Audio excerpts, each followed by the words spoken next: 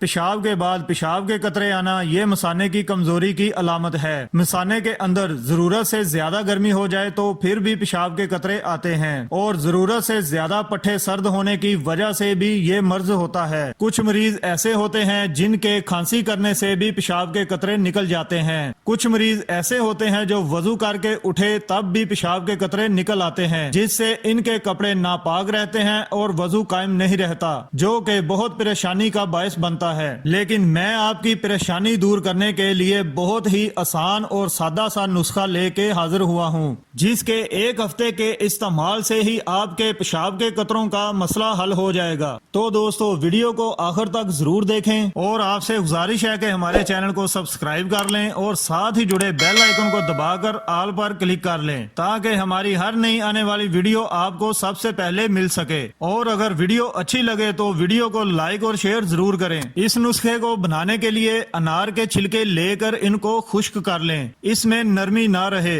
धूप में साए में जैसे चाहे अनार के छिलकों को खुश्क कर लें। खुश्क करने के बाद आपने अनार के छिलकों का पाउडर बना लेना है। सिर्फ शुगर के मरीज ये नुस्खा इस्तेमाल नहीं कर सकते, बाकी सब इस नुस्खे को इस्तेमाल कर सकते हैं। अनार के पाउडर में शहद को मिला देना है। 100 ग्राम अनार का छिलका है तो इसके अंदर आप 2 चम्मच शहद को डाल लें। ये माजून बनाने के बाद 1 चम्मच सुबह और 1 चम्मच शाम को खाने के 1 घंटा बाद पानी के साथ ले लें। फिर अल्लाह के फजल से ये जो मसाइल बताए हैं, पेशाब कंट्रोल ना होना, मैदे की खराबी, खवातीन में लिकोरिया वगैरह, इंशाल्लाह 1 हफ्ते के अंदर अंदर ये कंट्रोल में आना शुरू हो जाएगा।